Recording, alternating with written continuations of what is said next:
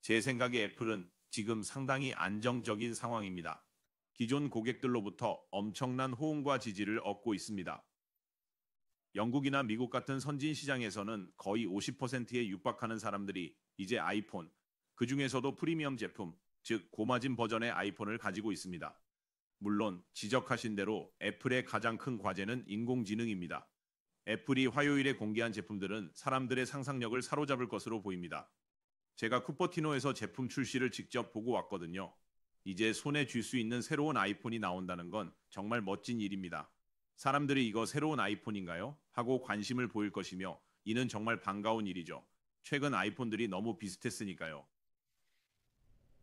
삼성과 구글은 새로운 스마트폰의 판매 전략과 사용자 경험의 핵심으로 인공지능을 내세웠잖아요. 투자자와 사용자들은 애플에게서 무엇을 보기를 원할까요? 과연 그들도 애플이 지금과 같은 길을 계속 가기를 바랄까요?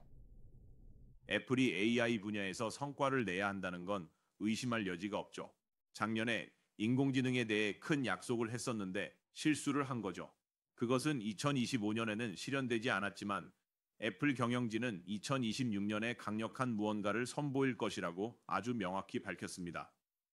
그러나 그들은 이 최신 발표에서 인공지능이나 애플 인텔리전스에 대해 이야기하지 않기 위해 많은 노력을 기울였고 하드웨어에 집중하는 모습을 보였습니다. 팬데믹 4년 후 애플은 업그레이드 주기로 고객을 매장으로 유도하려 합니다. 그러나 애플은 약속을 이행해야 합니다. 구글과 삼성은 더욱 집중하고 있으니까요. 구글에게 AI는 미래 사업의 아주 중요한 전략적 기둥입니다. 제미나이 AI 플랫폼에 사람들을 매료시켜야 해요.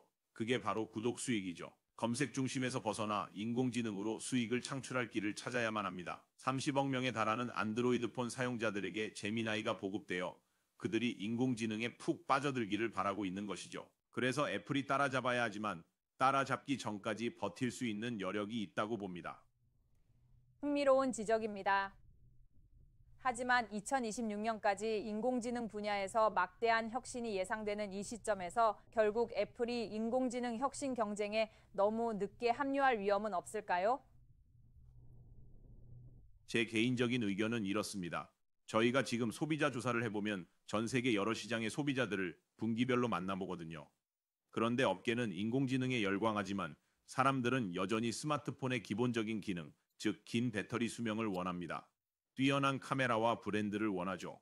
인공지능 역시 중요한 부분입니다. 그리고 제 생각에 애플은 기존 아이폰 사용자 기반에 대한 방대한 정보 자산을 보유하고 있다고 봅니다. 흥미로웠던 점은 인공지능과 관련하여 그들이 유일하게 언급했던 것이 바로 아이폰 내 스마트폰의 두뇌인 프로세서에 미래 인공지능을 구동할 대비를 마쳤다는 것이었습니다. 특히 더 비싼 프로 모델의 경우 그러한 자원들을 투입했다는 점이 주목할 만한데요.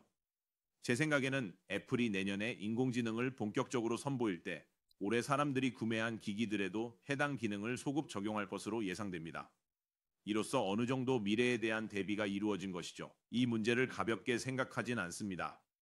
애플이 확실한 인공지능 스토리를 내놓아야 한다는 점엔 전적으로 동의하며 내년엔 경쟁력을 되찾을 만한 것을 발표할 거라 믿습니다. 글쎄요, 애플이 과연 어떤 발표를 할지는 직접 할 때 지켜봐야겠죠. 그건 그렇고 하드웨어에 대해 생각해 보면요.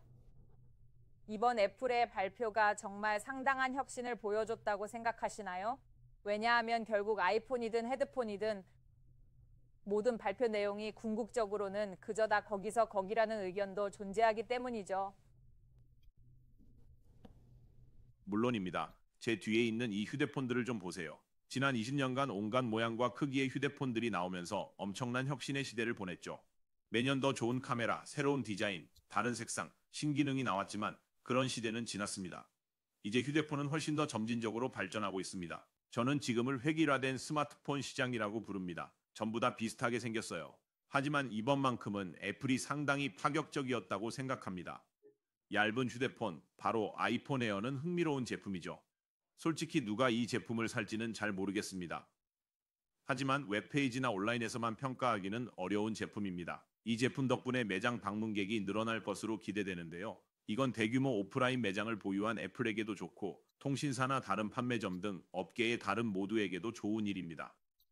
고객을 유치하면 교차 판매나 상향 판매가 가능해지고 업그레이드 프로그램도 활용할 수 있습니다. 스마트폰 시장에서 보상 판매는 크게 중요해졌죠. 저희 CCS 인사이트 연구에 따르면 사람들이 휴대폰을 더 오래 소유하기 시작했습니다. 평균 보유 기간이 이제 약 3.5년에서 4년 정도 되는데요. 그만큼 기꺼이 더 많은 돈을 지불하려고 합니다. 그래서 스마트폰 시장의 프리미엄화는 애플에게 유리하게 작용했습니다. 더 비싼 제품일수록 더 높은 마진이 포함되어 있기 때문이죠.